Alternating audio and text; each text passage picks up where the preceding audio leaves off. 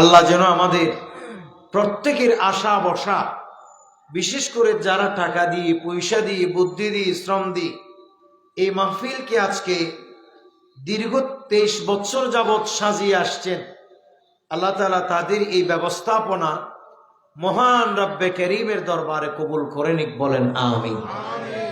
অতীতে এই মাহফিলের আয়োজন করে বসে ইতিমধ্যে যারা কবর বাসিন্দা হয়ে গেছে, আজকের এই মাহফিলের প্রথম অধিবেশন থেকে দোয়া করছি আল্লাহ সেই সমস্ত সকলের কবরগুলোকে যেন জান্নাতের বাগান বানিয়ে দেয়। আরো জোরে বলতে হবে হাজিরিন। আমি এই মাহফিলে এসে খুব খুশি হয়েছি, কারণ আপনাদের এখানে সাজগোজটা মাহফিলের শিডিউল মেনটেন এবং সার্বিক পরিস্থিতি খুবই গোছালো মাশাআল্লাহ, এবং তারা অসম্ভব শিক্ষিত পার্সন এবং জ্ঞানী মানুষের পরিচয় দিয়েছে এই মাহফিল করার মাধ্যমে। সকলে বলেন মাশাআল্লাহ।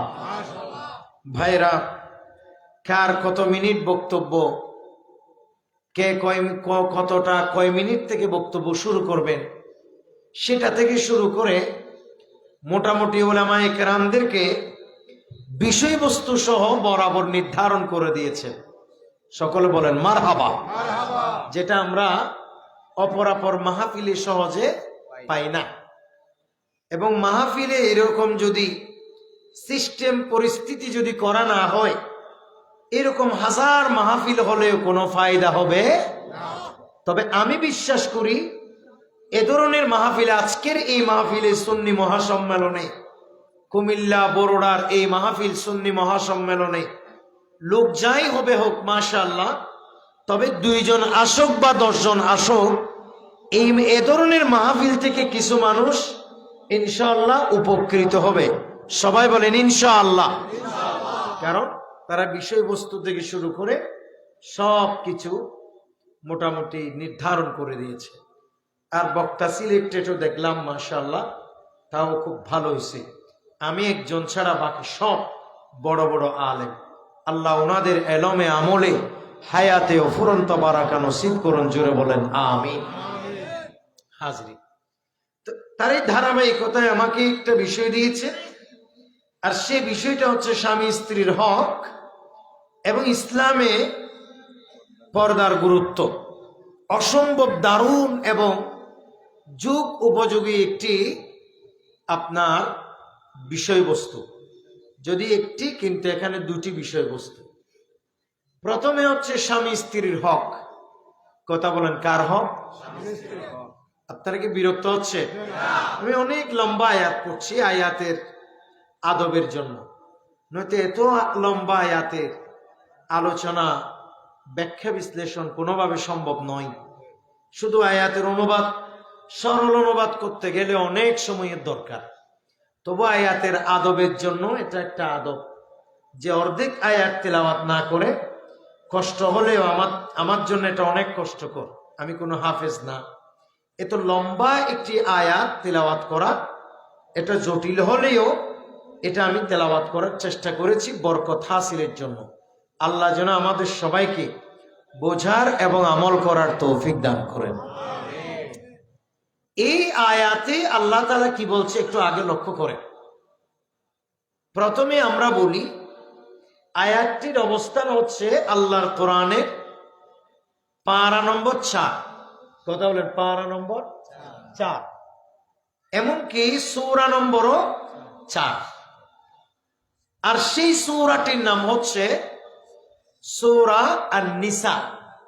সূরা আন-নিসা, এবং এটি হচ্ছে 34 নম্বর আয়াত। কথা বলেন, কত আয়াত? 34। তার মানে আয়াত নম্বর 34। এই আয়াতটিতে আল্লাহ পাক সুবহানাহু ওয়া তাআলা প্রথমেই স্বামীর কি দায়িত্ব সেই কথা বলেছেন। সর্বশেষ পর্যন্ত স্বামী স্ত্রী উভয়ের করণীয় সম্পর্কে মহান রব্বে করিম কুদরতির জবানে ইরশাদ করেছেন। একটি জোরে বলুন না সুবহানাল্লাহ। আল্লাহ বলছেন আউযু বিল্লাহি মিনাশ শাইতানির রাজীম। আর-রিজালু কাওয়ামুনা আলান নিসাই। আল্লাহ তাআলা বলছেন পুরুষরাই হবে নারীদের তত্ত্বাবধায়ক, বলকে স্বামীরাই হবে স্ত্রীদের পরিচালক। বিমা ফাদ্দালাল্লাহু বা'দাহুম আলা বা'দিন।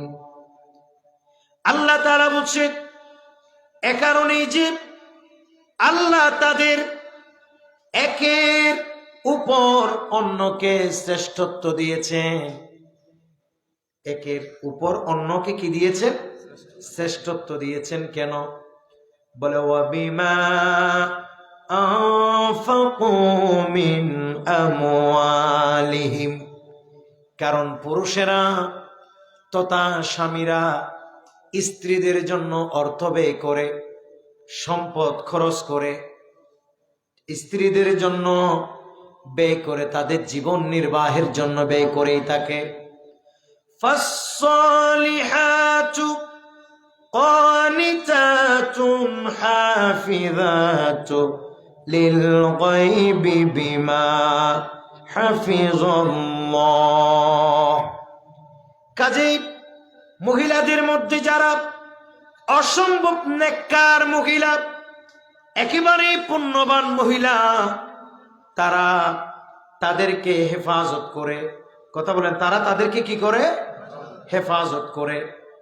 পুণ্যবতী মহিলা যারা, তারা হয় অনুগত এবং তারা নিজেদেরকে হেফাজত করে। কোন বিষয়ের?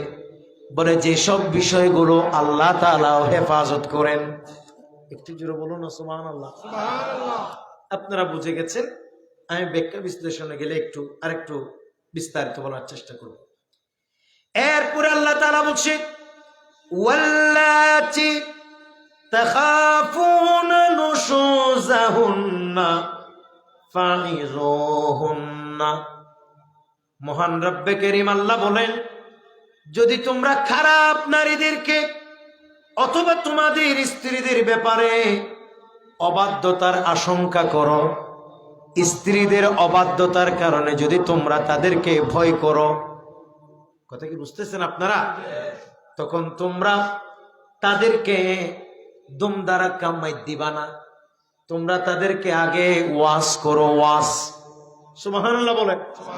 তার মানে প্রত্যেক স্বামীদেরকে ওয়াজ করতে বলেছেন কে? আল্লাহ। ওয়াজ নসিহত করো। এরপরেও যদি কাজ না হয়, মহান রব্বে কারীম আল্লাহ পাক সুবহানাহু ওয়া তাআলা বলছেন ওয়াহজুরুহুন্না ফিল মাদাজি ওয়া আদরিবুহুন্না। বলে তারপরে যদি কাজ না হয়, তোমরা তাদের থেকে বিছানা পৃথক করে ফেলো। স্ত্রীরা যদি অবাধ্য হয়, ওয়াজ নসিহত করার পরেও যদি কাম না হয়, তাহলে তুমি স্ত্রীর বিছানায় আর যাবে না, স্ত্রী থেকে তোমার বিছানাটা পৃথক করে ফেলো। অতঃপর যদি এরপরেও কাজ না হয়, তাহলে তোমরা মৃদুভাবে তাদেরকে প্রহার করো, মারো। এরপরে বলা হচ্ছে ফাইন আতানাকুম ফালা তাবগু আলাইহিন্না সাবিলা। যদি তোমরা এসব করার পরে যদি স্ত্রীরা স্বামীদের অনুগত হয়ে যায়, তাহলে তাদের ব্যাপারে আর কোনো কঠিন সিদ্ধান্ত নেবার দরকার নাই, অন্য কোনো পথ অনুসন্ধান করবা না। ইন্নাল্লাহা কানা আলিয়ান কাবীরা। নিশ্চয় আল্লাহ পাক সুবহানাহু ওয়া তাআলা হচ্ছেন একেবারে প্রজ্ঞাময়। মহান রব্বে কারীম হলো সুমহান। উচ্চ আওয়াজে বলুন সুবহানাল্লাহ। আরেকটু জোরে বলতে হবে সুবহানাল্লাহ। এটা হলো আমার তিলাওয়াতকৃত আয়াতের মোটামুটি ট্রান্সলেশন বা অনুবাদ। প্রিয় ভাইয়ের আমার, কুরআনুল কারীমের সূরা আন-নিসার 34 নম্বর আয়াতের অংশ থেকে আমাদের কাছে স্পষ্ট হয়ে যায়, এ আমার পর্দানসীন মা বোনেরা, আমার প্রিয় ভাইয়েরা, সমগ্র মুসলিম মিল্লাতের জন্য এই মেসেজটুকু রাখতে চায় আল্লাহর কোরআন থেকে। সমস্ত স্ত্রীদেরকে পরিচালনা করবে আপন আপন স্বামীরা। উচ্চ আওয়াজ বলুন সুবহানাল্লাহ। আরেকটু জোরে বলেন না সুবহানাল্লাহ। বলে স্ত্রীদেরকে পরিচালনা করবে কারা? স্বামীরা। জোরে বলতে হবে কারা? স্বামীরা। যদিও আয়াতের অর্থ সরাসরি এটা, নারীদেরকে পরিচালনা করবে পুরুষেরা, তবে হ্যাঁ, সেটাও অবশ্যই নারীদেরকেই পুরুষ পরিচালনা করবে, বরঞ্চ কোন নারী দ্বারা পুরুষ পরিচালিত হবে না। এটাই হলো আল্লাহর কোরআনের ফয়সালা, নবী করিম সাল্লাল্লাহু তাআলা আলাইহি ওয়াসাল্লামের নির্দেশনা। কথা বলেন ঠিক কিনা? ঠিক বলতে কি ভয় পান? মাশাআল্লাহ, এখন তো আমাদেরকে পরিচালনা করছে কে? পুরুষ। কে কে বলে না, কে পরিচালনা করছে? পুরুষ। কি নাম তো সবাই জানেন নাকি? দোয়া ইউনুস না ডক্টর ইউনুস? কি নাম? দোয়া ইউনুস বলে। দোয়া ইউনুস না, এটা তো আমি বলে ফেলছি। Doctor professor doctor Yunus. কথা বলেন ঠিক কিনা? কাজে এখন এটা এই আয়াতের অনুবাদ করতে আর কোনো অসুবিধা, ব্যাখ্যা বিশ্লেষণ করলেও আপাতত কোনো অসুবিধা নাই। ভবিষ্যতের কথা জানে কে? আল্লাহ যেন সব সময় আমাদেরকে পুরুষ পরিচালক দ্বারা পরিচালিত হবার তৌফিক দান করেন। ভাইয়ের আমার, এটা আল্লাহর কোরআনের ফয়সালা। এজন্য একটা পরিবার, সমাজের কথা দূরে, আগে পরিবারের কথা জেনে রাখবেন যে পরিবারের সিদ্ধান্ত হতে হবে একটা পরিবার পরিচালনা করবে, প্রত্যেক পরিবার পরিচালনা করবে আপন আপন পুরুষেরা। অর্থাৎ যে ঘরে বাবা আছে সেই ঘর পরিচালিত হবে বাবা দ্বারা, যে ঘরে স্বামী আছে সেই ঘর পরিচালিত হবে স্বামী দ্বারা, আর যেই ঘরে তারা উভয় নেই, বড় ভাই আছে, সেই ঘর পরিচালিত হবে বড় ভাই অভিভাবক দ্বারা। কথা বলেন ঠিক কিনা? এখন কুরআনুল কারীমের এই ফয়সালা আমরা কি মানি? সমাজে কি মানছে না? কারণ আমাদের সমাজের নারীরা বর্তমানে তারা এস্টাবলিশ হতে চায়, তারা প্রত্যেকে চায় যে প্রতিষ্ঠিত হবে। আর যেদিন থেকে নারীদের মানসিকতায় প্রতিষ্ঠিত হবার স্বপ্ন কঠিনভাবে প্রকটভাবে লেগেছে, সেই দিন থেকে এই সমাজে তালাক, এই সমাজে ডিভোর্সের সংখ্যা বেড়ে চলছে। কথা কোন ঠিক না? একজন নারী প্রতিষ্ঠিত হবার মানে হলো পুরুষকে 2 পয়সার পাত্তা না দেয়া। একজন নারী ঘরের মধ্যে প্রতিষ্ঠিত হবার একেবারে কোনো প্রয়োজন ছাড়া, একজন নারী বড় ভাই থাকা সত্ত্বেও, বাবা থাকা সত্ত্বেও, স্বামী থাকার পরেও, যেই নারীটা তারপরেও নিজে নিজে কল্পনা করে যে আমাকে প্রতিষ্ঠিত হতে হবে, মনে রাখবেন সেই সংসারের শান্তি বেশি দিন টিকবে না। যেদিন সে প্রতিষ্ঠিত হবার এইরকম মানসিকতায় পৌঁছাবে, সেই দিন তার সংসার ভাঙতে শুরু করবে, সংসারে ফাটল তৈরি হবে। কথা কোন ঠিক কিনা? বলে বর্তমানে ডিভোর্সের সংখ্যা বেশি নাকি কম? কথা বলেন, বেশি নাকি কম? বেশি। তালাক ডিভোর্সের সংখ্যা বেশি। তার অধিকাংশ কারণ নারীদের আল্লাহর কোরআন বিরোধিতাপূর্ণ আচরণ, পুরুষের আল্লাহর কোরআন এবং নবী করিম সাল্লাল্লাহু তাআলা আলাইহি ওয়াসাল্লামের সুন্নাহ পরিপন্থী চলাফেরা করার অভিশাপ। কথা বলেন ঠিক কিনা? তাহলে বলেন আমার মা বোনেরা, কোনো মা বোন যদি শুনেন, আপনাদেরকে বলবো, আপনারা বলেন পরিবার শাসিত হবে কার দ্বারা? স্বামী দ্বারা। বলেন কার দ্বারা? স্বামী দ্বারা বা পুরুষ দ্বারা, ঠিক কিনা? কাজে আমাদের মা বোনেরা পরিচালক হতে চাইবেন না।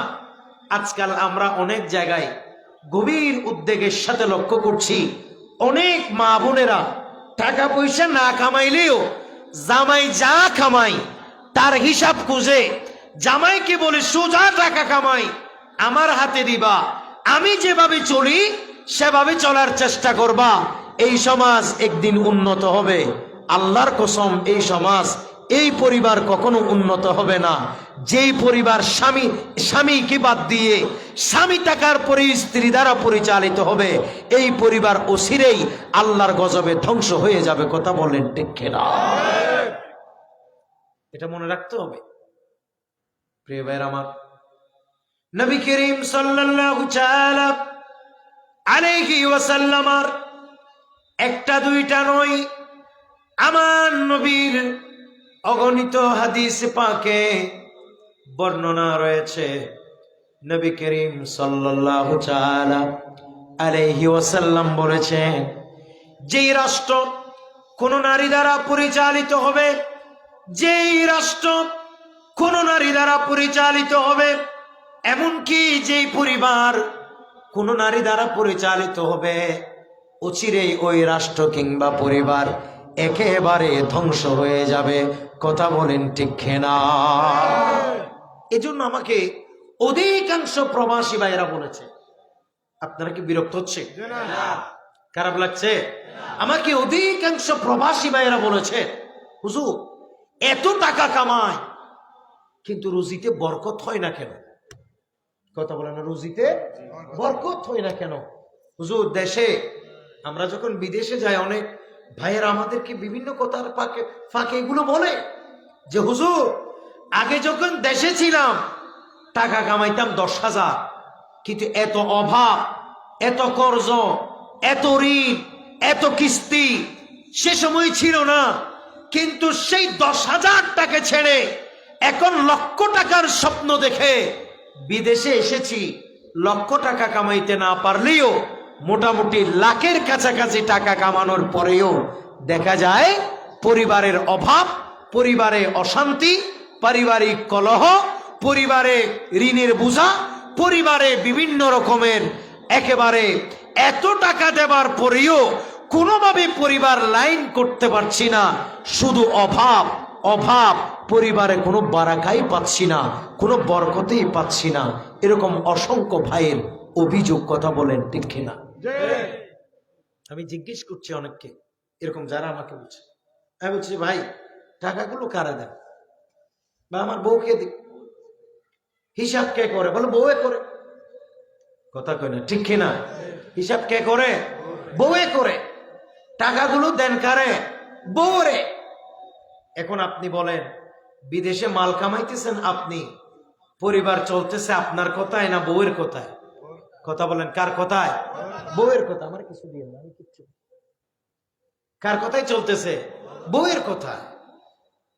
তখন আল্লাহ পাক সুবহানাহু ওয়া তাআলা কুরআনুল কারীমের এই আয়াত তেলাওয়াত করে দিয়েছি অনেকজনকে। বললাম ভাই আমার, পরিবারটা চালাইতে হবে আপনার সিদ্ধান্ত ক্রমে। কথা বলেন ঠিক কিনা? টাকা কামাইবেন আপনি, স্ত্রীর ভরণ পোষণও দিবেন আপনি, এমনকি স্ত্রীকে স্বয়ং বিদেশ থেকে টাকা পাঠাইবেন। আপনি যেভাবে বলবেন স্ত্রী সেভাবে বলবে, আপনি যেভাবে বলবেন স্ত্রী সেভাবে খরচ করবে। এটাই হলো আল্লাহর কোরআনের ফয়সালা, এটাই হলো রাসূলুল্লাহর নির্দেশনা। কথা কোন ঠিক কিনা? যতক্ষণ এই লাইনে আসবেন না ততক্ষণ পর্যন্ত সফলতার মুখ দেখবেন না। কথা কোন ঠিক কিনা? আল্লাহও পাবেন না, দুনিয়াও পাবেন। রাসূল নামে রশি ধরে যেতে হবে খোদার ঘরে, নদী তরঙ্গে যে পড়েছে ভাই, নদী তরঙ্গে যে পড়েছে ভাই, দরিয়াতে সে আপনি মিশে, হযরতকে ভালোবেসে আল্লাহকে যে পাইতে চাই আল্লাহুম্মা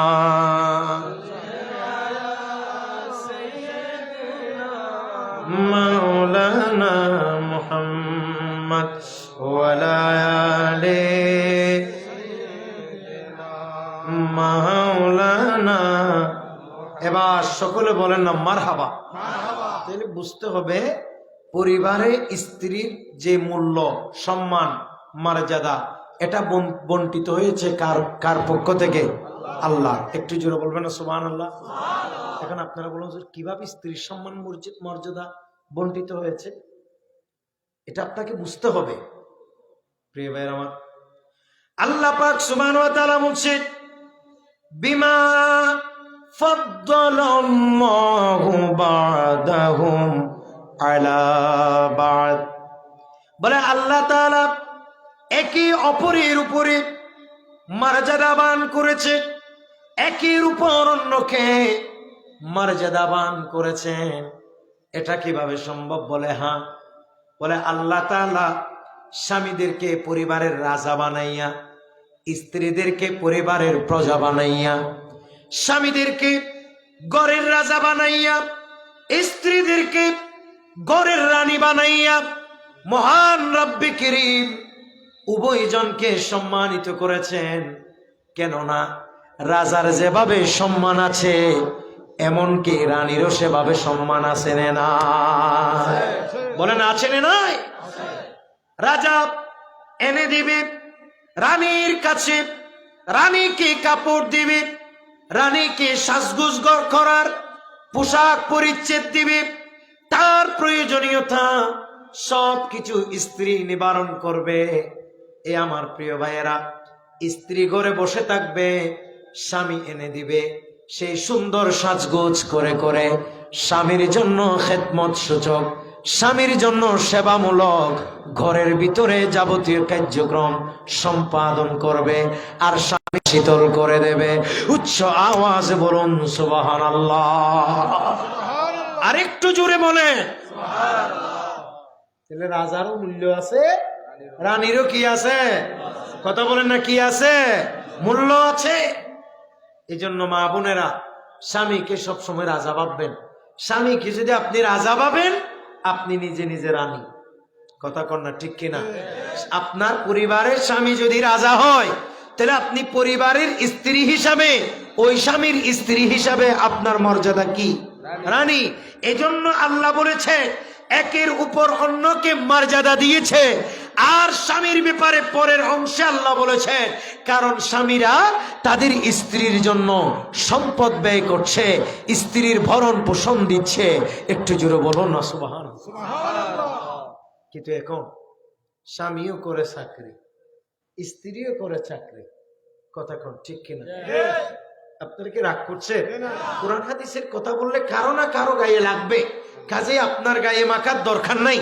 আমি কোরআনে যতক্ষণ আছে, হাদিসে যতক্ষণ আছে ততক্ষণ বলতে থাকবো।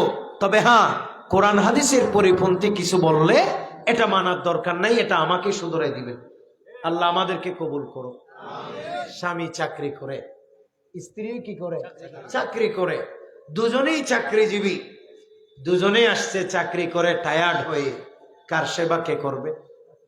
কথা বলে ঠিক কিনা? এই জন্য ইসলাম নারীদেরকে বলেছে তোমরা ঘরের ভিতরে অবস্থান করো, তোমাদের সৌন্দর্য সেটা বাহিরে পর পুরুষের সামনে আইয়ামে জাহেলিয়ার জামানার মহিলাদের মতো করে তোমাদের সেই সৌন্দর্য বাহিরে উপভোগ করবে না, এটা বাহিরে দেখাবে না। এটাই হলো আল্লাহর ফায়সালা। একটু জোরে বলো না সুবহানাল্লাহ। প্রিয় ভাইরা আমার, আল্লাহ পাক সুবহানাহু ওয়া তাআলা কোরআনুল কারীমের সূরা আহজাবের ভিতরে বলেছেন আউযু বিল্লাহি মিনাশ শাইতানির রাজীম ওয়াকারনা ফি বুয়ুতিকুন্না ওয়ালা তাবাররাজনা তাবাররুজাল জাহিলিয়াতিল উলা। একটু জোরে বলেন না সুবহানাল্লাহ। আল্লাহ পাক সুবহানাহু ওয়া তাআলা বলছেন এই নারীরা তোমরা তোমাদের ঘরের ভিতর অবস্থান করো, তোমরা তোমাদের ঘরের ভিতরে থাকো, তোমাদের সৌন্দর্য এটা বাহিরে প্রদর্শন করবে না, কারণ এটা ছিল আইয়ামে জাহিলিয়ার নারীদের স্বভাব। আর মহিলারা ঘরের ভিতর অবস্থান করবে, স্বামীর জন্য সুন্দর একটা পরিস্থিতি ঘরে তৈরি করবে। উচ্চ আওয়াজে বলুন সুবহানাল্লাহ, আরেকটু জোরে বলেন সুবহানাল্লাহ। সহিহ বুখারীতে হাদিস আসছে, নবী করিম সাল্লাল্লাহু আলাইহি ওয়াসাল্লামের একজন সাহাবী, যার নাম হযরতে আবু তালহা।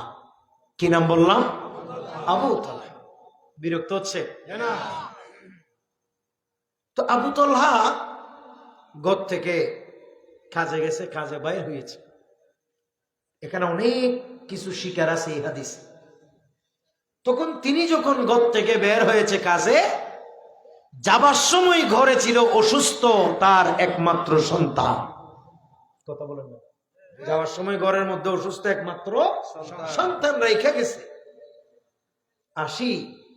ঘরে যখন ঢুকছে, ঘরে স্বামী আবু তালহা আসার আগে আগে তার স্ত্রী ওই সন্তানের অনেক সেবা যত্ন করেছে, কিন্তু ভাগ্যক্রমে এই সন্তান অসুস্থতা জনিত কারণে স্বামী ঘরে আসার আগে আগে, অর্থাৎ বাচ্চার বাবা ঘরে আসার আগে আগে ওই ছোট্ট বাচ্চাটা ইন্তেকাল করেছে। ইন্না লিল্লাহি ওয়া ইন্না ইলাইহি রাজিউন। আচ্ছা, আমাদের সমাজের সাথে এটা একটু মিলান তো। এমন ঘটনা ঘটলে আল্লাহ মাফ করুক, আমাদের স্ত্রীরা কান্না করতে করতে চিৎকার চেঁচামেচি করে আকাশ পাতাল সমান করে ফেলবে। কথা বলে ঠিক না? আর মনে রাখবে, মহিলাদের জন্য বিলাপ ধরে কান্নাকাটি করা, মহিলাদের জন্য আওয়াজ করে কান্নাকাটি করা, মহিলাদের জন্য পরপুরুষে শুনে এই জাতীয় শব্দ করে কান্নাকাটি করা, এটা সম্পূর্ণ হারাম, এটা সম্পূর্ণ হারাম। কথা কোন ঠিক কিনা? এই যে মানে কে, কয়জনে মানে?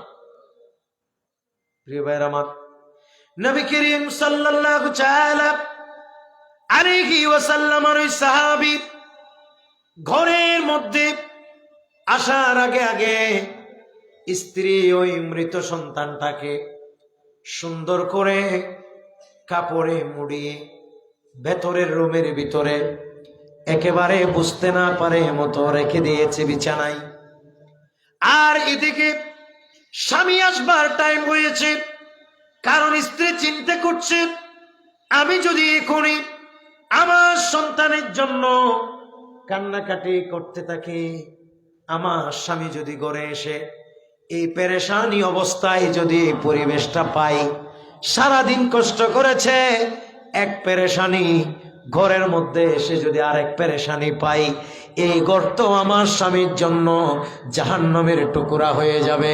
কাজে আমি হলাম স্ত্রী, আমার কাজ হচ্ছে আমার স্বামী ঘরে আসার আগে আগে ঘরটার পরিবেশ যেন জান্নাতি পরিবেশ করে রাখি। আরেকটু জোরে বলে এই পর্দানশীল মা বোনেরা শুনে, নবীজির সাহাবায়ে কেরামের আদর্শ। আপনারা কি আমার কথা বুঝতেছে? খারাপ লাগে? আমার নবী সাহাবী কেমন আশ্চর্য, সন্তান মারা গেছে, তারপরেও এদিকে সেই সন্তানকে কাপড় দিয়ে মুড়ি সুন্দর করে ঘরের ভিতরের কামরায় রেখে দিয়েছে। আর স্ত্রী এদিকে সাজু গুজু করে স্বামীর জন্য প্রতীক্ষা করছে, অপেক্ষা করছে। এটাই হলো একজন আদর্শবান স্ত্রীর, এটাই হলো অনুপম আদর্শ। কথা বলেন ঠিক কিনা? এখন স্বামী আসছেন, আপনি সারা দিনের কথা সব জমা কইরা রাখছে। কথা কয় না ঠিক কিনা? সারা দিনের তার মার সাথে কি হয়েছে, তার নিজের বোনের সাথে কি হয়েছে, তার শাশুড়ির সাথে কি হয়েছে, তার ননদের সাথে কি হয়েছে, তার প্রতিবেশী মহিলার সাথে কি হয়েছে, ফেসবুকে কি দেখছে, সব কথারে জমা করে তুইছে। স্বামী আসবার সাথে সাথে গায়ের ঘাম শুকাবার আগে আগে গোসল হয়ে ফ্রেশ সবার আগে আগে স্বামীকে, আমাদের অনেক স্ত্রীরা স্বামীকে এমন মানসিক প্রেসার ক্রিয়েট করতে শুরু করেছে, ঘরে আসছো গোসল পরে করো, আগে তোমার মা কি কইছে শোনো, তোমার বোনে কি কইছে শোনো, এই রকম কথা বলে গোটা পরিবেশটাকে জাহান্নামের, একেবারে জাহান্নামের ঠুকুরা বানিয়ে ফেলে। কথা বলেন ঠিক না? খবরদার এই মা বোন, এই হাদিস, এটা বুখারীর হাদিস, একটু জোরে বলবেন না সুবহানাল্লাহ। কি করছে স্ত্রী? বাচ্চাটাকে ভিতরে থুই স্বামীর জন্য দরজায় অপেক্ষা করছে। একটু জোরে বলেন না সুবহানাল্লাহ। বাচ্চা কি অসুস্থ না মারা গেছে? জোরে বলেন না, বাচ্চা মারা গেছে। প্রিয় ভাইরা আমার, এবার স্বামী সারাদিন কষ্ট পরিশ্রম করে ঘরের মধ্যে চলে আসলেন। স্বামীকে দেখার সাথে সাথে স্ত্রী একটা মুচকি হাসি দিয়েছে। সুবহানাল্লাহ। স্ত্রী মুচকি হাসি দেবার পরে ওই স্বামী স্ত্রীকে দেখে মুচকি হাসি দিয়েছে, স্ত্রী স্বামীকে দেখে মুচকি হাসি দিয়েছে। এমনকি স্বামীর সেবা শুশ্রূষা সব কিছু সম্পাদন করেছে। স্ত্রী স্বামীকে মোহাব্বত করে জড়ালেন, আর স্বামী স্ত্রী উভয়ে একেবারে উভয়ে অনেক সুন্দর একটা পরিবেশের তৈরি করলে। এক পর্যায়ে স্ত্রী স্বামীকে প্রশ্ন করতে শুরু করেছে, ও আমার প্রাণের স্বামী, আমি কিছু আজকের দিনে পরীক্ষা আপনাকে কিছু প্রশ্ন করতে চাই, আপনি প্রশ্নগুলোর সুন্দর জবাব আপনি আমাকে দেবেন। সুবহানাল্লাহ বলেন। বলে স্ত্রী আমার, কি এমন প্রশ্ন করবা তুমি? বলে স্বামী আমার, কোন মানুষ যদি কোন মানুষকে আমানত দেয়, বলো না, কোন মানুষ যদি কোন মানুষকে আমানত দেয়, আমানত বুঝছেন আপনারা? হ্যাঁ, আমি বললাম হুজুর, আমি আসা পর্যন্ত আপনি আমার মোবাইলটা 1 মাস 2 মাস আমি হজে যাব, উমরায় যাব, আসা পর্যন্ত আপনি রাখবেন, এটার নাম কিতা? কথা বলেন, এটার নাম কিতা? আমানত। আর আপনার দায়িত্ব কি? মোবাইলে সিম আপনারটা ঢুকাইয়া এখানে ফেসবুক গুতানো কি আপনার দায়িত্ব? আপনার দায়িত্ব হচ্ছে এটা একেবারে এটাকে পাহারা দেয়া, এটা আমি আসা পর্যন্ত এটা আপনার তত্ত্বাবধানের রাখা, এটার নাম আমানত। একটু জুড়ে বলুন সুবহানাল্লাহ। আপনারা কি কথা বুঝতেছে? আমার তো স্ত্রী বলতেছে, স্বামী এখন তো কোন মানুষ যদি কোন মানুষকে আমানত দেয়, কথা বলেন, কোন মানুষ যদি কোন মানুষকে আমানত দেয়, তো আপনি সেই আমানত যদি খুঁজতে আসে, তাহলে আপনি আমাকে বলেন কি করবে? স্ত্রী বলছে, স্বামী বলছে, জবাব তো একদম সহজ, কেউ যদি কাউকে কোনো কিছু আমানত দেয়, আমানত খুঁজতে আসলে সাথে সাথে আমানত দিয়ে দেবে। এটাই তো মুমিনের আদর্শ, এটাই তো করবে। একটু জোরে বলো না সুবহানাল্লাহ। এবার স্ত্রী বলতেছে, স্বামী আমার, আমার বাচ্চা অসুস্থ ছিল। বলেন না, বাচ্চা কি ছিল? অসুস্থ ছিল। তুমি সেটা জানতে? বলে হ্যাঁ। স্বামীর চোখ বড় করে ফেলেছে। স্বামী বলে, স্ত্রী আমার, এতক্ষণ তো তুমি আমার কিচ্ছু বলো নাই, কি হয়েছে বলো? বলে, তুমি তো একটু আগে বলেছ কেউ আমানত দিলে, আমানত যদি চাইতে আসে, তার আমানত তাকে ফেরত দিয়ে দিতে হয়, আর আমানত ফেরত দিলে মুমিনের দিলের মধ্যে কষ্ট লাগে না। একটু জোরে বলুন না সুবহানাল্লাহ। মুমিনের দিলের মধ্যে কি লাগে না? কষ্ট লাগে না। কাজেই আমাদের এই সন্তান, এটা তো আল্লাহ তাআলা আমাদেরকে আমানত দিয়েছিলেন। সুবহানাল্লাহ বলেন। এটা আমানত দিয়েছিলেন কে? আরো জোরে বলুন না, কে? কাজেই তুমি যখন ঘরের বের হয়েছ, আমার সন্তান মারা গেছে, আর আল্লাহর আমানত আল্লাহ তাআলা নিয়ে গেছে। ওগো আমার স্বামী, এখন তো মনে কষ্ট পাওয়ার কোনো কারণ নাই, আমরা আল্লাহর কাছে ধৈর্য ধরব। এখন আমরা আমাদের সন্তানটাকে জানাজা পড়াইয়া দাফন করে দিব। উচ্চ আওয়াজে বলুন সুবহানাল্লাহ।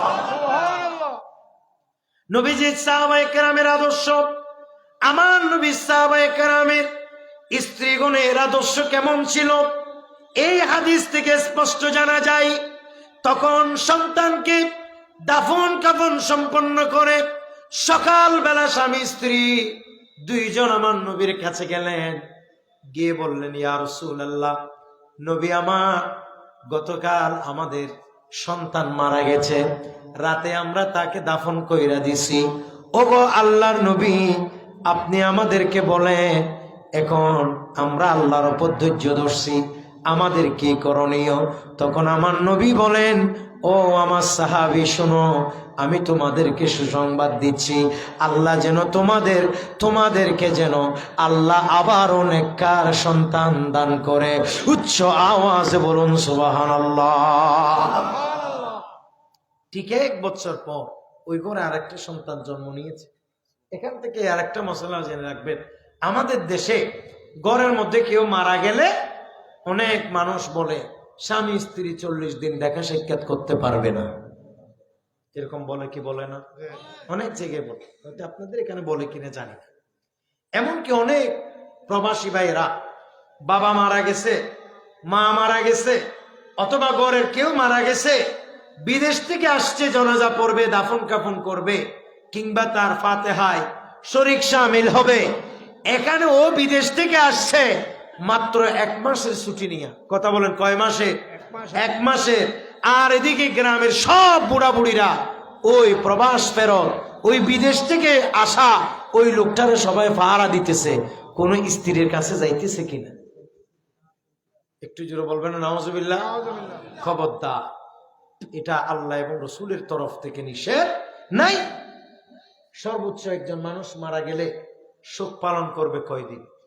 জোরে বলে না, কয়দিন? সাধারণ কোন পরিবারের কেউ মারা গেলে ওই ঘরে শোক পালন করবে কয়দিন? আরো জোরে বলতে হবে, কয়দিন? 3 দিন। আপনারা আমরা যেটা বানাইছি 40 দিন, এটা করা যাবে না, ওইটা করা যাবে না, সেটা এটা আমাদের জন্য নয়। হ্যাঁ, স্বামী মারা যাবার পর স্ত্রীর কিছু আলাদা করণীয় আছে। 4 মাস 10 দিন ইদ্যত পালন করতে হবে, সেই মাসআলা ভিন্ন। কিন্তু পরিবারের কেউ মারা গেছে, এটার জন্য সবাইকে 40 দিন, 1 মাস 2 মাস শোক পালন করতে হবে না। আমি আপনাদেরকে যে কথা বোঝাতে চাচ্ছি সেটা হচ্ছে স্বামী স্ত্রীর হক কি? স্বামীর অধিকার হচ্ছে স্ত্রী থেকে সে সব সময় ভালো আচরণ পাবে, আর স্ত্রী স্বামীর সাথে সুন্দর আচরণ করবে, স্বামীও স্ত্রীর সাথে সুন্দর আচরণ করবে, ভালো আচরণ করবে। এটার নাম ইসলাম। একটু জোরে বলুন না সুবহানাল্লাহ।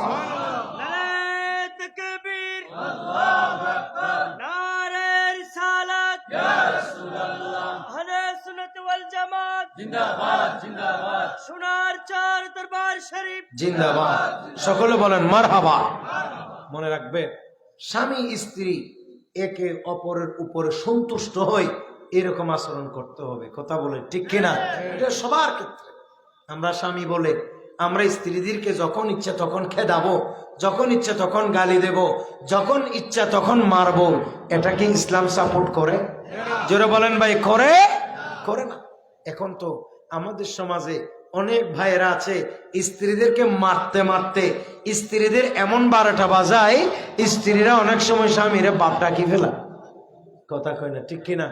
এরকম অনেক মানুষ আইছে আমার কাছে, হুজুর আমারে মারছে, অথবা অনেক স্বামীরা বলছে, হুজুর আমার স্ত্রী তো আমার বাপ ডাকি ফেলছে, কি করতাম? আমি, তুমি মা ডাকি ফেলো, শুধু যাক।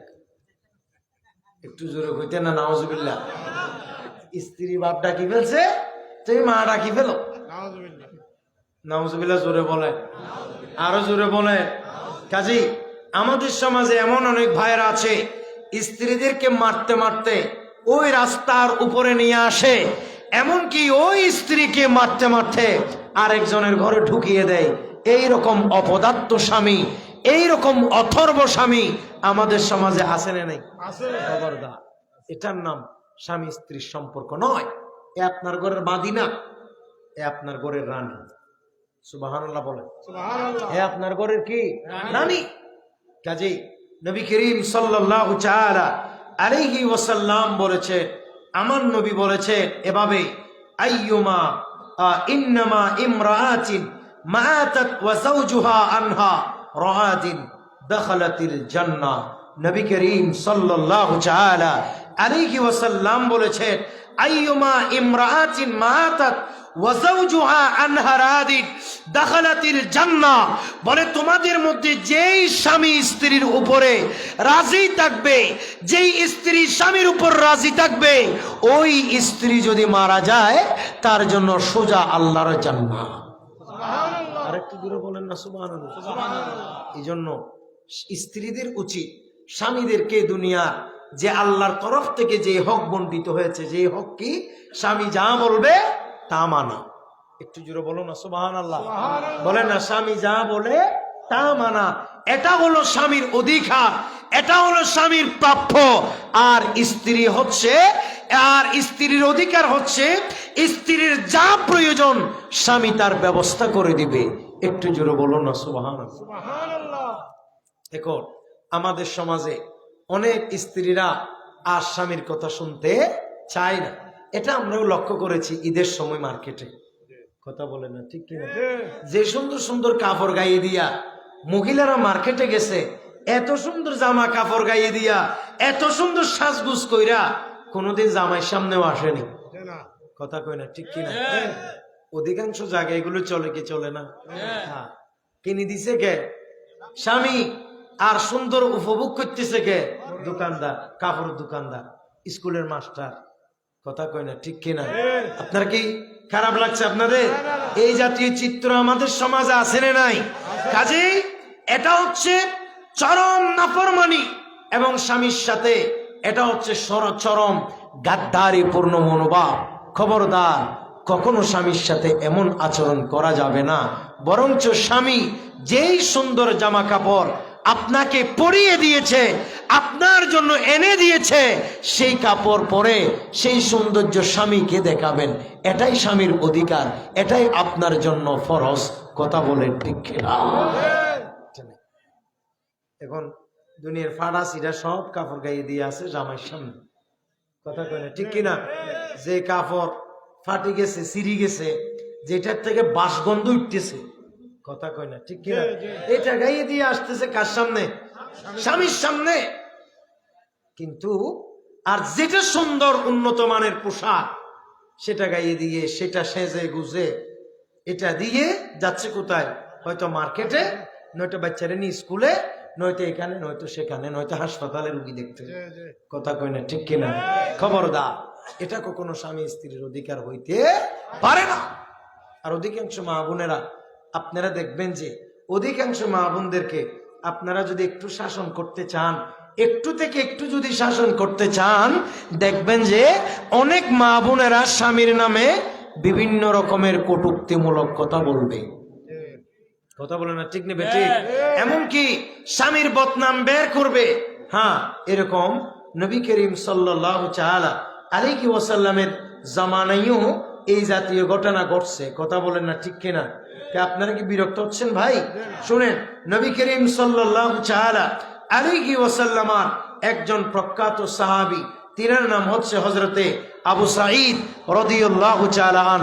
হযরতে আবু সাঈদ রাদিয়াল্লাহু তাআলা আন বলেছেন, বলে ক্বালা জাআতি ইমরাআতুন ইলান নবী সাল্লাল্লাহু তাআলা আলাইহি ওয়াসাল্লাম ওয়া নাহনু ইনদাহু। বলে আমরা একদিন নবী করিম সাল্লাল্লাহু তাআলা ইসলামের কাছে এক মহিলা আসলেন, সে সময় আমরা রাসূল করিম সাল্লাল্লাহু তাআলা আলাইহি ওয়াসাল্লামের একেবারে সাথেই ছিলাম, আমরা নবীজির পাশে ছিলাম। একটু জোরে বলবেন সুবহানাল্লাহ। প্রিয় ভাইরা আমার, তিনি বলছেন, ফাকালাত ইয়া রাসূলুল্লাহ ইন্না যাওজি সাফওয়ান ইবনে আল মুআত্তাল ইয়াদরিবুনি ইযা সাল্লাইতু ওয়া ইউফাত্তিরুনি ইযা সুমতু ওয়া লা ইউসাল্লি সালাতাল ফাজরি হাত্তা তাতলু আশ-শামস। একটু জোরে বলুন সুবহানাল্লাহ। নবী করিম সাল্লাল্লাহু তাআলা আলাইহি ওয়াসাল্লামের সাহাবী হযরতে আবু সাঈদ রাদিয়াল্লাহু তাআলা বলেছে, বলে আমরা সে সময় আল্লাহর নবীর সাথে ছিলাম। একজন মহিলা এসে নবীজিকে অভিযোগ করলেন। আবার ওই মহিলাটা অন্য কেউ নয়, ইনি হলো নবীজির আরেকজন সাহাবী, যার নাম সফওয়ান ইবনু মুআত্তাল, আর তিনি হচ্ছেন সফওয়ান ইবনু মুআত্তালের স্ত্রী। বলেন, উনি হচ্ছে সফওয়ান ইবনু মুআত্তালের স্ত্রী। তিনি এসে নবীজিকে স্বামীর নামে 3টা অভিযোগ দিছে। কথা কই না, কয়টা? 3টা। জোরে বলেন। 3টা। আমাদের সমাজে নারীদের অভিযোগের শেষ আছে? জোরে বলেন, অভিযোগের শেষ আছে? কারণ প্রত্যেক ঘরে ঘরে নারীদের অভিযোগ একটাই, সেটা কি? বলে, আমি যে এই জন্য তোমার সংসার করতেছি, অন্য মহিলা হইলে বহুত আগে চলে যেত। কথা কয় না, ঠিক নেবে ঠিক? এরকম অনেক মহিলা বলে কি বলে না? খবরদার, মা বোনের এই অভিযোগ করবেন না। কারণ এই স্বামীর ঘরে আপনি আছেন বলে আল্লাহ আপনাকে ইজ্জত দিয়েছে। স্বামী যেরকমই হোক, আপনার স্বামী আছে বলে আপনাকে কেউ চোখ তুলে সহজে তাকাইতে পারে না। স্বামী যেমনই হোক, আপনার স্বামী আছে বলে আপনাকে কেউ বিধবা বলে একেবারে টিটকারি মারে না। কথা বলেন ঠিক না? আপনারা কি বিরক্ত হচ্ছে? আমার নবী সাহাবী, তিনি এসে আমার নবীকে কি বলতেছে? সাহাবিয়া মহিলা, তিনি এসে স্বামীর নামে অভিযোগ করতেছে। অভিযোগ, কথা কোন কি করতেছে? অভিযোগ। অভিযোগগুলো আপনারা শুনেন। এরকম অভিযোগ আমাদের সমাজেও আছে না নাই? হ্যাঁ, অভিযোগ করবেন, কিন্তু এই অভিযোগ যেন শরীয়তের বাহিরে না হয় ভাই, এটা মনে রাখতে হবে। কি বলতেছে দেখেন, প্রথমে বলতেছে, ইয়া রাসূলুল্লাহ ইয়াদরিবুনি ইজা সাল্লাইতু, বলে আমি যখন নামাজ পড়ি আমার জামাই আমারে মারে। একটু জোরে বলবেন নাউজুবিল্লাহ। নাউজুবিল্লাহ। নামাজ পড়লে কি করে? মারে।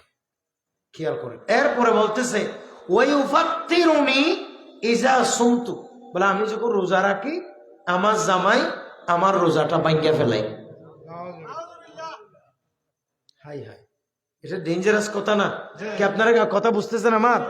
তারপরে বলতেছে ওয়ালা ইউসাল্লি সালাতাল ফাজরি হাত্তা তুতলুআশ শামস, বলে যতক্ষণ সূর্য ওঠে না আমার জামাই সূর্য ওঠার আগ পর্যন্ত ফজরের নামাজ পড়ে না। আপনারা কি আমার কথা বুঝছেন? অভিযোগ করছি কয়টা? এগুলো আপনাদের অভিযোগগুলো শুনতে কেমন লাগছে? ভালো লাগছে? এটা জঘন্য কথা না? নামাজ পড়লে মারে বলতেছে, রোজা রাখলে কি করে? ভাঙ্গিয়া দিতেছে বলতেছে। এরপরে আবার বলতেছে ফজরের নামাজ সূর্য ওঠা ছাড়া পড়ে না। তো তিনটা তো মারাত্মক অভিযোগ। কথা কয় না, ঠিক কিনা?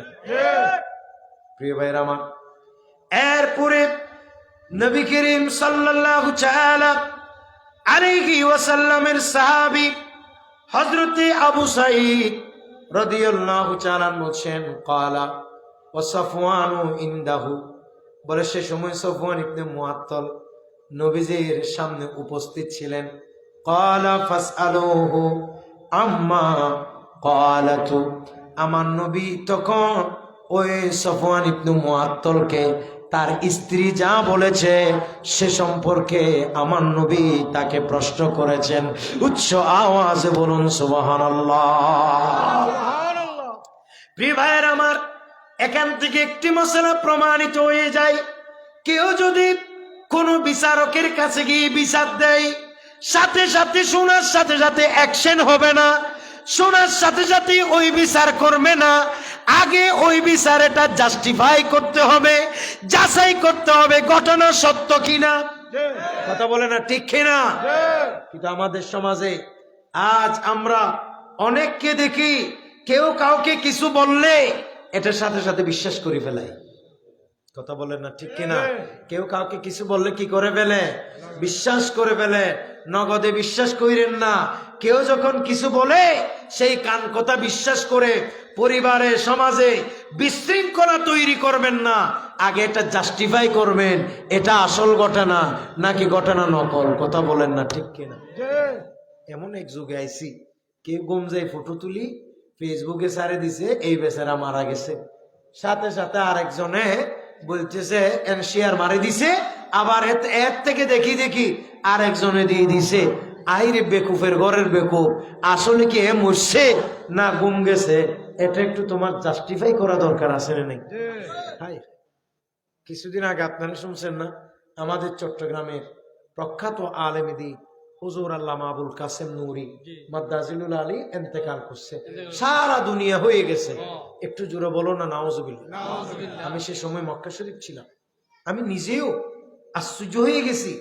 এমন ভালো ভালো মানুষ যারা তাদের পেজ থেকে, বিশ্বস্ত মানুষের পেজ থেকে, ফেসবুকের আইডি থেকে এটা পোস্ট করা হয়েছে। তার মানে আমি বুঝতে পারলাম এরা এমনি মানুষের দেখাই চালাক চতুর হতে পারে, কিন্তু প্রকৃত অর্থে তারা অসম্ভব বেকুব।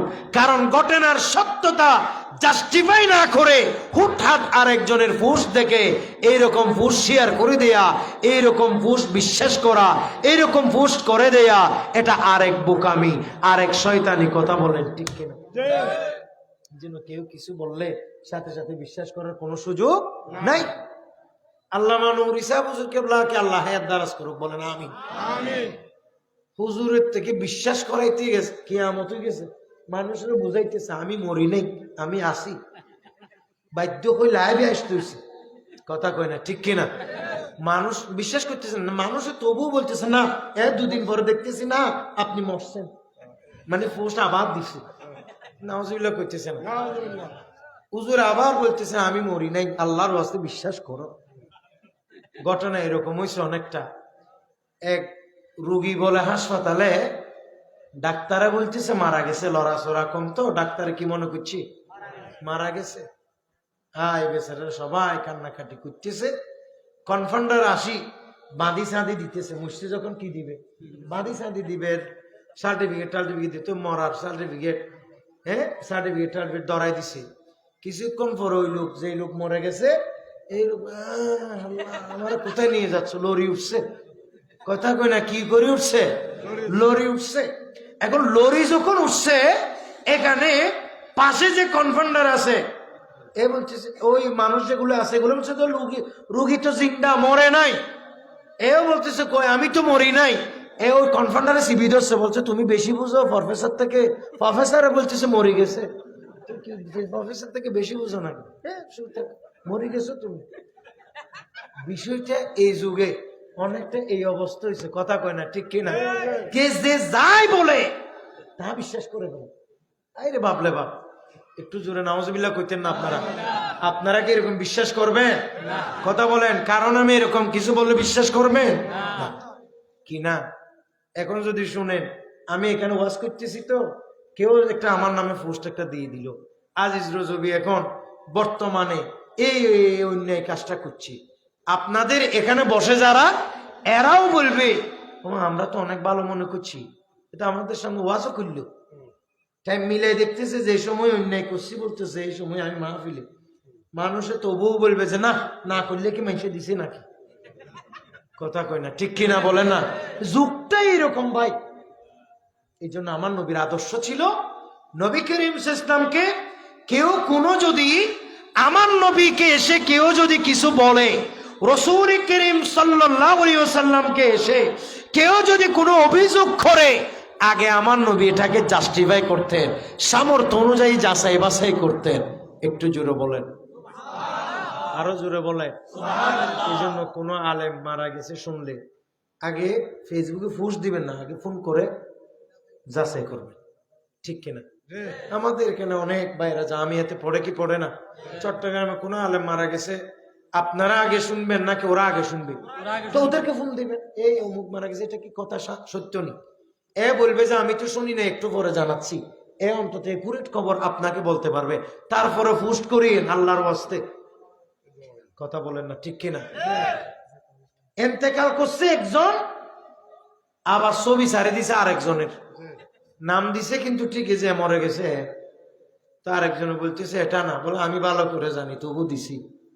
নাউজুবিল্লাহ করতেছেন, কি যুগ একটা চলে আসলাম রে বাবা। এই ফেসবুকে যা বলে তা বিশ্বাস করে। কথা কয় না ঠিক কিনা? আপনারা কি এরকম হবেন? হবেন না। তো নবীজিকে এসে এই ভদ্র মহিলা যে সমস্ত অভিযোগগুলো করছে, অভিযোগগুলো শুনতে আপনাদের কেমন লাগতেছে? খারাপ না? নামাজ পড়লে মারে, রোজা রাখলে ভাঙ্গে, আবার ফজরের নামাজ দেরি করি পরে। আপনার কি বিরক্ত হচ্ছে? আজকে নাত কম পড়তেছি কারণ আমার নাত আসতেছে না। বিষয় যেরকম, বিষয়ের মধ্যে নাত নাই, আমি অপ্রাসঙ্গিক নাত পড়তে পারি না। আল্লাহ আমাদেরকে কবুল করুন, এটা তো বিষয় আমার। এখন উনাকে আমার নবী জিজ্ঞেস করতে, এই সফওয়ান, এই সফওয়ান, তোমার বিবি যা বলতেছে এগুলো কি কথা আসা, কথা কি সত্য? প্রিয় ভাইরা আমার, এরপরে তিনি বললেন, ফাকালা ইয়া রাসূলুল্লাহ, সকলে বলেন সাল্লাল্লাহু তাআলা আলাইহি ওয়াসাল্লাম, আম্মা কাউলুহা ইয়াদরিবুনি ইযা সাল্লাইতু ফাইন্নাহা তাকরাউ বিসূরাতাইনি ওয়া ক্বাদ নাহাইতুহা। একটু জোরে বলুন না সুবহানাল্লাহ। সফওয়ান ইবনে মুআত্তাল রাদিয়াল্লাহু তাআলা বলছে, ইয়া রাসূলুল্লাহ, আমার স্ত্রী অভিযোগ করেছে আপনাকে। আমার স্ত্রী কি করেছে? অভিযোগ করেছে সেই নামাজ পড়তে গেলে আমি মারি। বলে নবী, কথাটা আংশিক ঠিক আছে, কথাটা কিছুটা সত্য আছে। বলে কি? বলে আমার স্ত্রী যখন নামাজ পড়তে যায় এত লম্বা কেরাত দুইটা ধরে, নামাজ শেষ করার আর খেয়াল থাকে না। এই জন্য আমি তাকে বলি, এত লম্বা সূরা কেন পড়ো, সামান্য ছোট্ট সূরা দিয়ে নামাজ পড়বা। এটা আমার স্ত্রীকে বারবার বলি, এই জন্য আমার স্ত্রী আমার নামে এই কথা বলেছে। উচ্চ আওয়াজে বলুন সুবহানাল্লাহ। কি সূরা ধরছে নামাজে? লম্বা সূরা। তখন নবী করিম সাল্লাল্লাহু তাআলা আলাইহি ওয়াসাল্লাম বলেছেন, কি বলেছেন? লাউ কানাত সূরাতুন ওয়াহিদাতান লাকাফাতিন নাস। বলে কেউ যদি একেবারে ছোট্ট একটি সূরা দিয়ে নামাজ পড়ে, মানুষের জন্য সেটা যথেষ্ট হয়ে যাবে। আরো জোরে বলেন না সুবহানাল্লাহ। যেখানে সেখানে যখন তখন কি লম্বা কেরাত ধরা যাবে? আমাদের সমাজে অনেক ইমাম সাহেবরা সেটা বুঝেন না। কি করে? অনেক মুসল্লি অসুস্থ, অনেক মুসল্লি দাঈফ, অনেক মুসল্লি কষ্ট পরিশ্রম করে সারাদিন, এমত অবস্থায় এশারের নামাজে ধরছে সূরা বাকারা। কথা কয় না, ঠিক কিনা? লম্বা সূরা ধরছে। এবার নামাজ রাগ করে তো অনেক, একেবারে অনেকে নামাজ সারি দিতে চায়, আর সারি দিতে নামাজ সারি না দিলেও এই মৌলবী চাকরি খাই ছাড়ছে। কথা কয় না, ঠিক কিনা বলে না? কারণ বাংলাদেশে সব থেকে চাকরি খাওয়া সহজ কাজ চাকরি, ইমামের চাকরি। কথা কয় না, ঠিক কিনা বলেন? আপনারা কি রাগ করছে? না, বুঝাবেন ভাই, অনেক ইমাম সাহেবের একটু দেমাগ কম। কথা বলেন না, ঠিক কিনা? ইমাম হলে উনি তো মানুষ, বলেন না, ইমাম হলে উনি কি, তো ওনারও ভুল হইতে পারে কি পারে না? পারে। এই জন্য আপনারা বুঝাবেন, হুজুর এত দীর্ঘ সূরা পড়বেন না, আমরা সূরা বিরোধী না, আপনি পড়বেন যাতে করে আমাদের কষ্ট না হয়। আর আপনি যখন লম্বা কেরাত দিয়ে নামাজ পড়বেন তখন তাহাজ্জুদের নামাজ পড়বেন এবং একাকী নামাজগুলো লম্বা সূরা দিয়ে পড়বেন, আর মোটামুটি মিডিয়াম প্রকৃতির সূরাগুলো দিয়ে আমাদেরকে নামাজ পড়াবেন। একটু জোরে বলুন না সুবহানাল্লাহ। তবে হ্যাঁ, ফজরের নামাজে লম্বা কেরাত পড়ার কথা কোরআনেও আছে, হাদিসেও আছে। আল্লাহ যেন আমাদেরকে বোঝার তৌফিক দান করুন। শুধু কি লম্বা কেরাত না, ফজরের নামাজে সূরা ফলক এবং নাস দিয়ে আমার নবী নামাজ শেষ করেছে, সেটাও কিন্তু সহিহ হাদিসে আছে। আর একটু জোরে বলবেন না সুবহানাল্লাহ। আপনারা কি করবেন? আপনারা ইমাম সাহেবের পেছনে পড়লে আপনারা লম্বা কেরাতে পড়বেন ফজরে, আর একাকী যখন পড়বেন আপনি তো বেশি লম্বা কেরাত ধরতে পারবেন না। ওই আমার নবীর সুন্নত আদায়ের জন্য প্রথম রাকাতে সূরা ফলক পড়বেন, দ্বিতীয় রাকাতে সূরা নাস পড়বেন। আল্লাহ যেন আমাদেরকে আমার নবীর এই সুন্নাহ পালনের তৌফিক দান করে। আরেকটু জোরে বলেন। বাস, আমার কথা আর দীর্ঘ করব না, আপনারা কি বিরক্ত হচ্ছেন? আরেকটা বলি, অনেক আমাদের সমাজে অনেক আলেম ওলামারা মিলাদ কিয়াম করতে দিলেও আর শেষ করার নাম থাকে না। কথা বলেন না, ঠিক কিনা? তাকে কিয়াম করতে দিয়েছে, সে কিয়াম করছে, কিয়ামের মধ্যে অনেক লম্বা নাক পড়তেছে, কিয়াম শেষ করছে, আবার মুস্তাফা জানের রহমত ধরছে। সেখানেও কোথায় গাছতলার পীর, বাঁশতলার পীর, আগরতলার পীর, বটতলার পীর, সব পীরের নাম আনছে কোন জায়গায়? এই মুস্তাফা জানের রহমত পেলাকো সালামের ভিতর আনতে আনতে সেটাকে লম্বা, আরেক লম্বা করেছে। আবার দশে আর একটা নাত। কথা বলেন না, ঠিক কিনা? আমি কি আপনাদেরকে বিরক্ত করলাম? আমার কথা কি বুঝে যাচ্ছে? তা আমি কোনটা বলতেছি? আমরা মিলাদ কিয়াম করলে আমাদের অন্তর শান্তি হয়। সুবহানাল্লাহ বলেন। বলেন মিলাদ কিয়ামে আমাদের অন্তর কি হয়? শান্তি হয়। কাজেই যারা মিলাদ কিয়াম করবে, এটা করতে হবে অত্যন্ত ইখলাসের সাথে, নবী মুস্তাফার প্রেম নিয়ে করতে হবে। আপনি ইয়া নবী সালাম আলাইকা পড়েন, মুস্তাফা জানি রহমত পড়েন, কিন্তু ভাই এমন ভাবে পড়েন যাতে করে মানুষের মধ্যে বিরক্তি না আসে, যাতে করে মানুষ মিলাদ কিয়াম বললেই ভয় না পায়, যাতে করে মানুষ তিক্ত হয়ে চলে না যায়। কথা বলেন, ঠিক কিনা? এটা আপনার খেয়াল রাখতে হবে। অনেকে সেখানে আবার লম্বা একটা নাত ধরে। কেন তুমি লম্বা নাত মানুষকে দাঁড়াই কেন ধরতেছো? মানুষকে আগে বসাই দাও।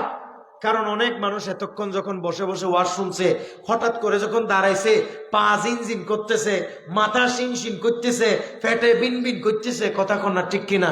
তো উনি কি এতক্ষণ দাঁড়ায় দাঁড়ায় নাচ শোনার এনার্জি কি উনার সবার ভিতরে আছে? কথা বলেন, আছে? নাই। কাজেই সবাই তো নাচ শুনবে না, সবাই তো দাঁড়াই নাচ শুনবে না। আর দাঁড়াই নাচ শোনা তো এটা লাজেম না। আমার নবীর তাজিমে সম্মানে সে মিলাদ কিয়াম করছে, আমার নবীকে দাঁড়াই সালাম দিছে, অনেক বুজুর্গানে দিনকে দাঁড়াই সালাম দিছে। এবার তাদেরকে বসাই দাও। বসাই দেওয়ার পর তুমি নাচ আধা ঘন্টা কেন 2 ঘন্টা পড়ো। কথা বলেন না, ঠিক কিনা বলেন? আমি কি আপনাদেরকে কথা বুঝাইতে পারছি? আবার দেখিন, আমি কোনো মিলাদ কিয়ামের বিরুদ্ধে বলছি না, মুস্তাফা জানের রহমত পেলাকো সালামের বিরুদ্ধে বলছি না, ও আলেমে দিন বুজুর্গদেরকে সালামি দেবার বিরুদ্ধেও আমি বলছি না। বরং আমি এটা বলছি, এই মিলাদ কিয়ামের নাম দিয়ে দীর্ঘক্ষণ মানুষকে দাঁড় করাইয়া আবার সেখানে লম্বা নাত ধরিয়া মানুষকে এভাবে আবার নাত ধরে মানুষকে বিরক্ত করা, এটা তো ইসলামের মধ্যে এটা কোনোভাবে উচিত নয়। এমনকি নবীজির এক সাহাবী দীর্ঘ কেরাত ধরার কারণে নবী করিম সাল্লাল্লাহু আলাইহি ওয়াসাল্লাম তাকে ডেকে বলছিলেন, খবরদার, তোমার কি হয়েছে? অনেক মানুষ এখানে অসুস্থ আছে, কাজে তুমি তাদের দিকে তাকাইয়া তোমার কেরাতকে ছোট করবা। আমার নবী সেই নির্দেশ দিয়েছেন হাদিসে। একটু জোরে বলুন না সুবহানাল্লাহ। যেখানে নামাজের এই নির্দেশ, সেখানে মিলাদ কিয়াম এটা আশিকদের অন্তরের খোরাক, রুহের খোরাক, এটা মুস্তাহাবি বিষয়।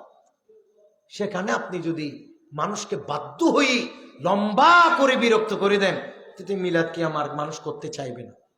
কথা বলেন না, ঠিক কিনা?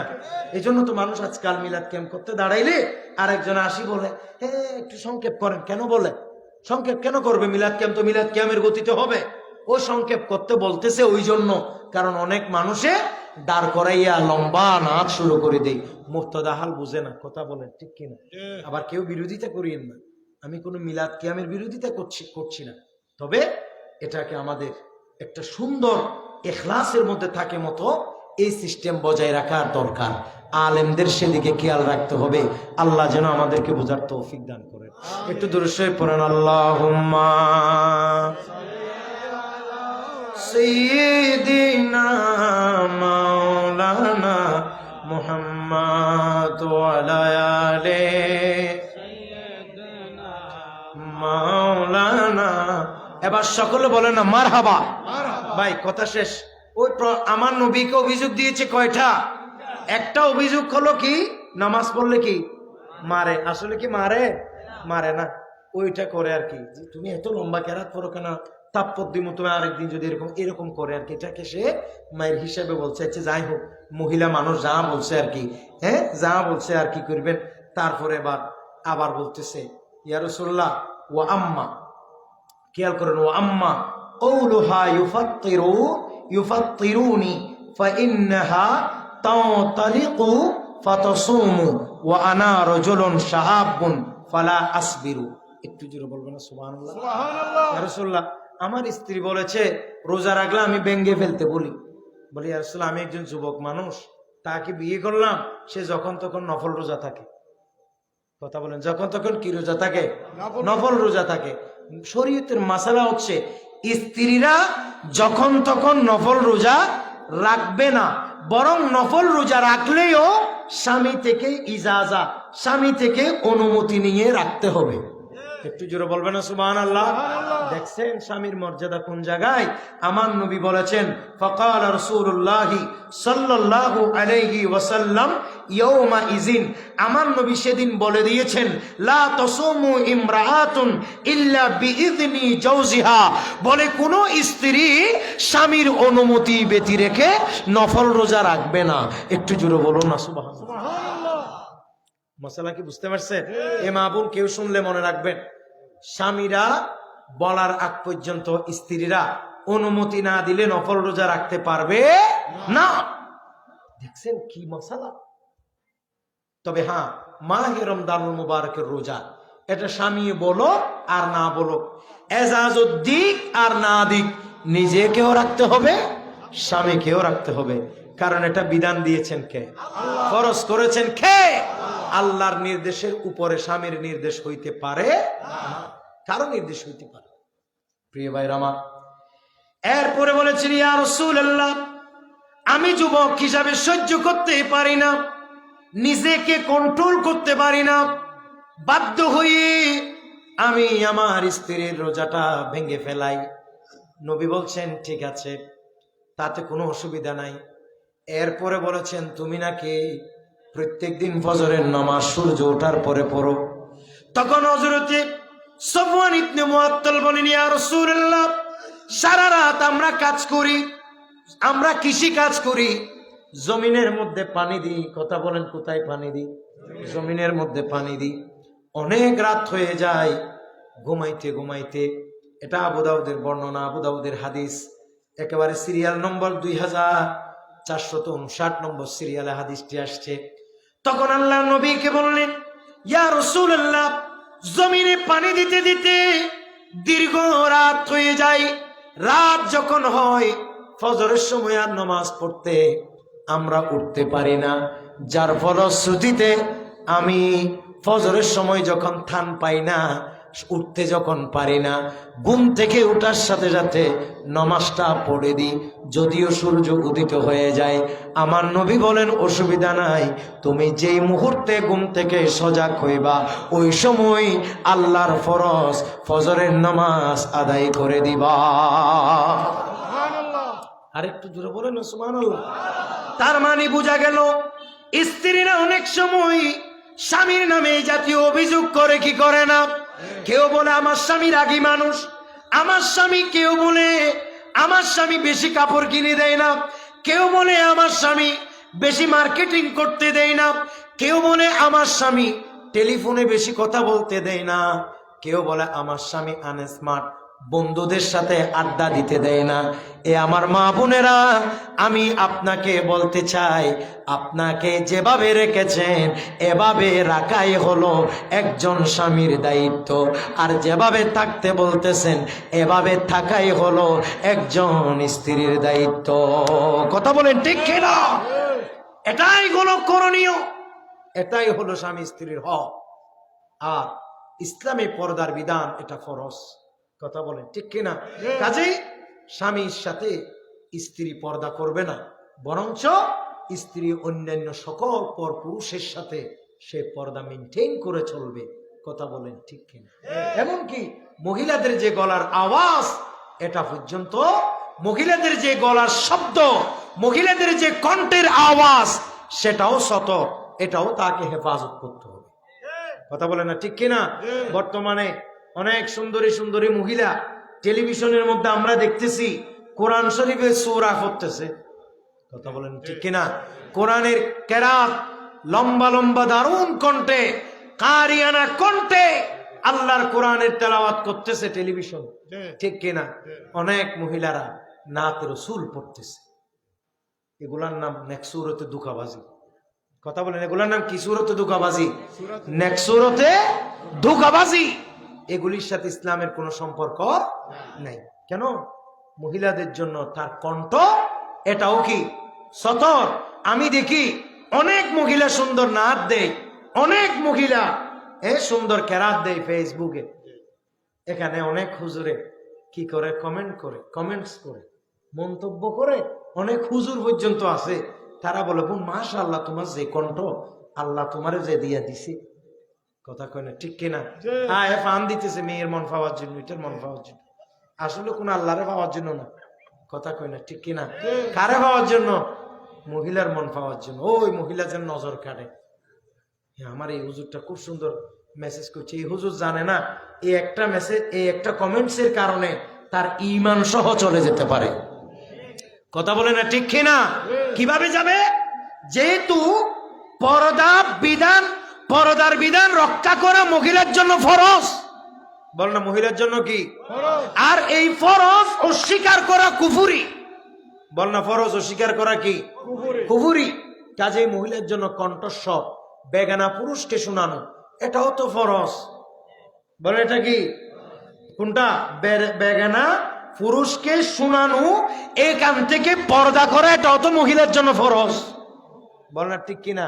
তার মানে সহজ কথায় বেগানা পুরুষকে কণ্ঠস্বর দিয়ে না তো শোনানো যাবে না, এমনকি কেরাত শোনানো, কথা কয় না, সে শোনানো যাবে না। তা আপনি মৌলানা বলা উচিত ছিল ওয়াজের মাধ্যমে, কমেন্টসে হোক, যে কোনো জায়গায় বেশি বলতে চাইলে এটা তোমার জন্য হারাম। খবরদার মহিলা, তুমি এটা এই কাজ করতে পারো না, তুমি আল্লাহকে ভয় করো। এখন সেটা না করে আরো সহায়তা করতেছে, ও বোন এখন কি হারাম করছো, ভবিষ্যতে আরো বেশি বেশি করো, এই জন্য সে ফাম দিতেছে। কথা বলেন না, নাউজুবিল্লাহ বলবেন আপনারা। এগুলি কুফরি পর্যন্ত হয়ে যাবে। আল্লাহ যেন আমাদেরকে সব থেকে হেফাজত করে। যাই হোক, আমাকে যে বিষয় দিয়েছিলেন স্বামী স্ত্রীর অধিকার, স্বামী স্ত্রীর হক, এটা আমাদের সমাজে প্রত্যেক মা বোনের জানা দরকার, পুরুষদেরও জানা উচিত। আজকের এই ওয়াজের সর্বশেষ সাবস্টেন্স হলো, আপনারা বলেন আমার মুখে মুখে, পরিবার শাসন করবে কে? পুরুষ। বলে না কে? পুরুষ। আর মহিলারা পর্দা করা কি? জোরে বলেন কি? শুধু দেহের পর্দা নয়, কণ্ঠস্বরেরও পর্দা করা কি? আল্লাহ যেন আমাদেরকে বুঝার তৌফিক দান করে। আগামীকালকেও মাহফিলে যথাসময়ে আসবেন, ওয়াজ শুনবেন ইনশাআল্লাহ।